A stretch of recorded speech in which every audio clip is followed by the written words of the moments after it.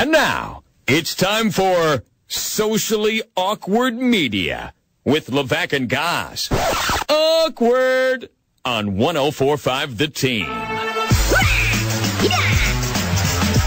All right, time for Socially Awkward Media. You tweet at us. You post things on our Facebook. We use them to our own benefit because, well, it's your show, basically. We just happen to be in front of the microphones. Sometimes it's the best of social media of the week. Sometimes it's the worst. Sometimes usually you respond. It's the worst. Yeah, it's usually the worst. Usually. We'll do our best to respond during the show. I just want to know one thing, guys. I'm sorry. Okay, go ahead. Are the Eagles going to win the Super Bowl? According to Michael Driscoll, yes. All right. As he posts on all of our Facebook Live. Again, if you want to be a part of the show either during Socially Awkward Media or throughout the week, let us know at 1045 The Team on Twitter, Facebook.com/1045 The Team, at the Jeff Levack, and at Tom Goss, TOMGOZZ. We start on Facebook this week. Facebook, Matt wrote in, what about Judge and Sanchez as the next Maris and Mantle? Friendly rivalry in a few years? Yeah, baby. I love that thought, and I was actually kind of thinking of it, like, even this year, because it would just be so cool to have two guys that young and that good. But I thought about it today, and if it was really going to be Maris Mantle, you have to have a homegrown and a free agent. So if it was going to happen this year, it would mean that Holiday and Judge would get into it. Which is unlikely. It's very unlikely, but it's possible. More so Judge and Sanchez. I think the point for him is that he just wants to see two big bats in one lineup who are young, competitive, and want to be maybe the star of New York. That's good for the Yankees, as long as they don't fight each other in the dugout or something. No, those guys were always good with each other. Yeah. It was fans that turned on Maris. Mm-hmm. Alan wrote this on Facebook about Aaron Judge. Test him. You know, Alan, I'll just punch you in the face. I got a test for you. Would you think about it, though, if you were a Boston Red Sox fan and watching Aaron Judge go off? Would you be saying to test Aaron Judge, or is his physical stature what's protecting him from these test allegations? There's no way they're not testing him. There's no way they're not. I mean, you hit 13 already. You're that big, that strong, that fast. That man has peed in more cups. There it is. Than any nursing home has ever seen in their life. I'm sure he's being tested since he was 13 years old. Why is that? Yeah, dude when he drove so himself to his first Little League game. When he stopped getting ID'd for beer when he was 14. That's when he started getting tested for stuff. Mike wrote this in. Mike wrote, Manny Machado will fit perfectly with the Yankees in a few years with his newfound hatred for the Boston Red Sox. I just can't get behind Machado. You're a diehard Orioles fan. Rocking the shirt today, supporting Machado. And even you are a little skeptical to, like, throw full support behind the Chupacabra. Yeah, I am. He seems to be in the middle of everything. I think Manny Machado is my favorite Oriole, but there's sometimes, like a good friend, where you will defend your friend to the end, and then there's other times where you're like, man, I can't defend you on that one. You do your best. You kind of try to rationalize it in your head, like, man, my friend's being an idiot right now. Why are you looking at me? I'm not looking at you. Man, just being a real dumb guy right now. I don't have anything for you, man. And that's what Machado is. He's always the one involved, except last night. But I'm sure he tried to figure out a way to get involved in the one last night when the Orioles pitcher gets tossed from the game. If there was a base-clearing brawl, he'd be the first guy out. Oh, no doubt. And get a first swing in, be the first one ejected, be the first one restrained. Which I don't hate. But, yeah, I just... At this point, like, the Yankees are in a place where they're just so good. Do you really need a guy who takes it too far? The entertainment factor, if you want Red Sox Yankees to always be the lead story nationally, Machado would be the one who always wants to fight. John Lucas, not, I think, related to any of the former basketball players in the NBA, wrote this in. Aaron Judge needs some supermodels and postseason success, and then I could see the comparison to Jeter persona-wise. Okay, I mean, you think he's not going to get all the models? How hard was that going to be? Do you think some models don't want to date guys who are 6'8"? Isn't there a level of height where someone's too tall? Like 7 foot? Like Durant used to say he's 6'11" and not 7 foot. What have we all been saying about Aaron Judge when he gets with the bat? He looks like a fully developed little leaguer playing against 10-year-olds? Must see. Oh, yeah, that's right. He's Mr. Must See. So, you know what? He's tall. Don't care. I'm gonna be on a lot of cameras. James wrote this in. You guys black out the Yankee games. I know it's not your fault, but it still sucks. Explain that to James, because this is a complaint we hear sometimes here. When you become a Yankees affiliate or any team, that does not give you the right to broadcast them over the internet. So MLB has bought those rights. They own those rights, so we can't do it. We are officially. We've actually in the past. There's been times that we haven't blacked it out, and the wrath of MLB comes down upon us. You don't want that wrath, James. Yes. It's business. It is nothing that we have to do with this. I know you admit I hate it too.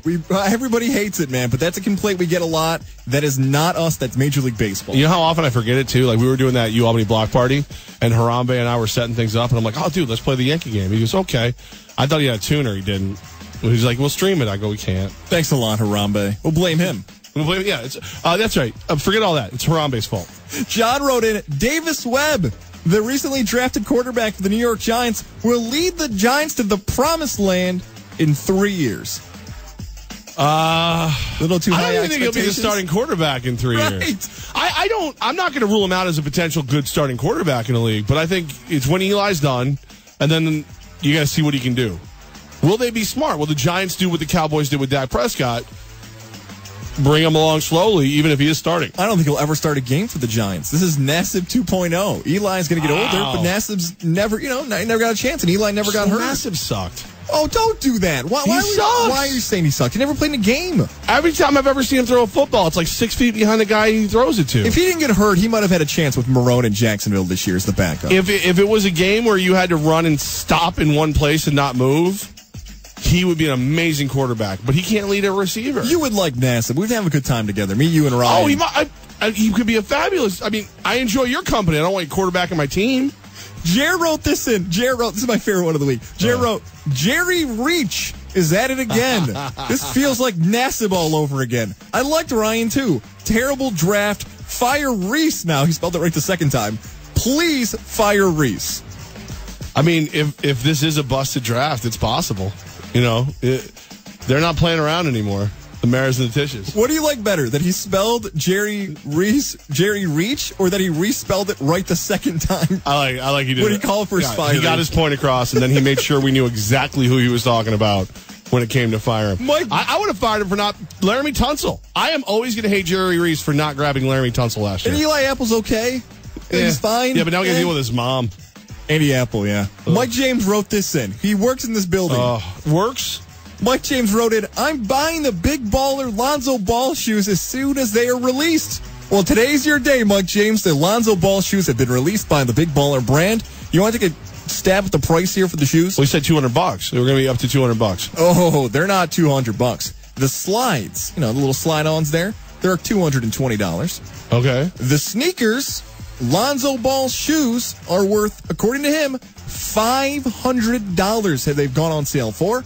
And if you want an autographed pair by Lonzo Ball, those sneakers would cost you $999. Good luck. Good luck, Mike James, for buying those. You wouldn't buy them, Levack? They look cool. I would never. But I would never pay $500 for shoes. Sorry. I am your father. It's good to hear you, LeVar. Thank you. Anthony wrote this in. I like the background music you guys are playing right now. It's like a Disney movie. It's got a vibe to it. Oh, definitely for Monday Aladdin. Mirages. Yeah. I say that all the time. I feel like I'm in Aladdin's world. I wonder how many people like this bed more than Socially Awkward Media. I'm sure some people, right? It's okay. We just try to find music we like, and usually, to be honest with you, lately, traffic guy Vinny and producer Woods have been coming up with some crazy music ideas. So you'll hear some different beds as we go forward. But if you ever have a suggestion, we would love to not think. Can we do that? I thought there's rights and restrictions to that. We'll figure it out. It's whatever. Whatever. Who cares? It's easier to ask forgiveness than permission. Right. Mr. Proctor wrote this in. Please add the Sandy Wexler laugh to the show. The Sandy Wexler film on Netflix right now. Yes. There you go. That's got to be something like. The only thing is, like, I'm not going to watch this movie. This movie does not look good to me. But I know Mr. Proctor looks like he liked it. The laugh's great. Sandler laughs. But I'm not going to watch this movie. I got 90 minutes into the movie, and I had to stop. You got 90 in? How long is it? I think it's 2.5. Are you kidding me? 2.5 hours, I think it was. I got so 90 another minutes. Hour? I was done. That's why I had to look to see how long it was. I'm sorry. If you waste an hour and a half, you might as well just stay in for the whole. That's what I thought, too, but it was bad? Wasn't great. It was really bad? I don't know if there was ever a plot at one point in the movie. The one with David Spade wasn't too bad, though. Yeah, I like that one. That wasn't too bad. They switched lives and stuff? Yes. So if like a corny joke happens or somebody like there's an awkward silence, we're just going to play Sandy Wexler? You're in a dilly of a pickle.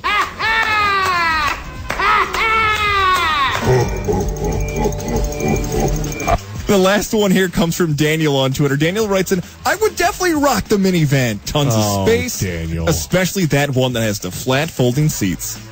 Daniel, you would not. Stop it. We know Daniel. He's married. We do. If she seems very lovely. I don't think she would make him drive the minivan, so he can joke about it all he wants. She's not going to force him to do it. There's the guy out there knows who he is. You've lived a good life. Maybe you had a Camaro or a Mustang at one point, and she has to go and ruin it by marrying you and having multiple children. The next thing you know, you're driving around in a small bus. Nobody likes it. It's not good.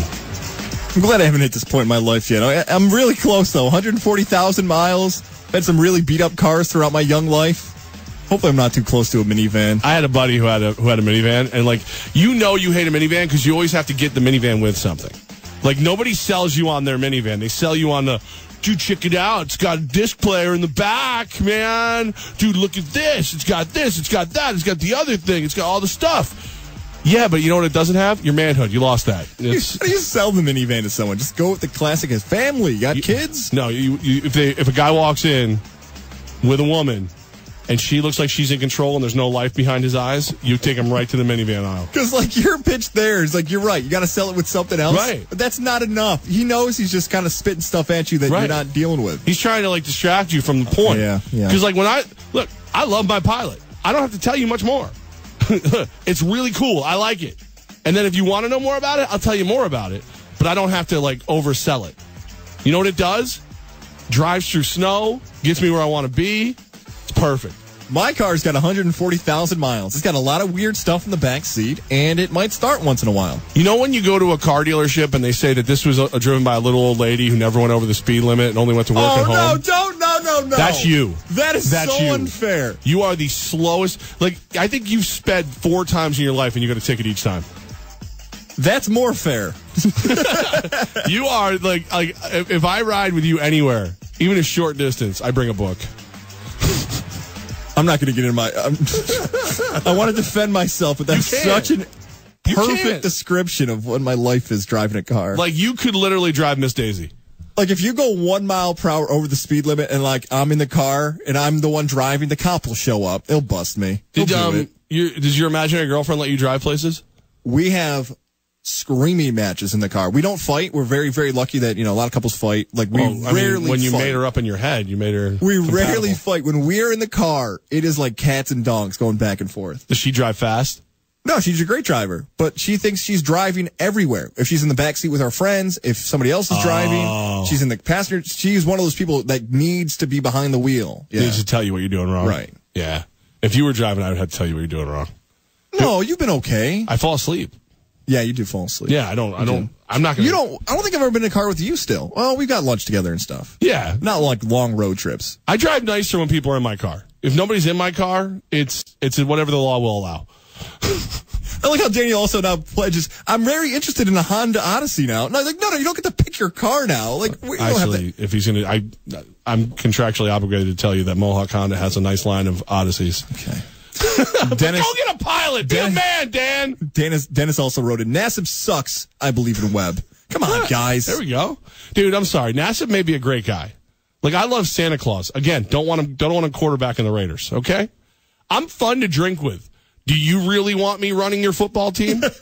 Do you want me running at all? No. Trainers across the area. Yes, run! Today was an educational, socially awkward media, wasn't it? We learned about certain ways to build franchises and cars. And I should be hungover more often.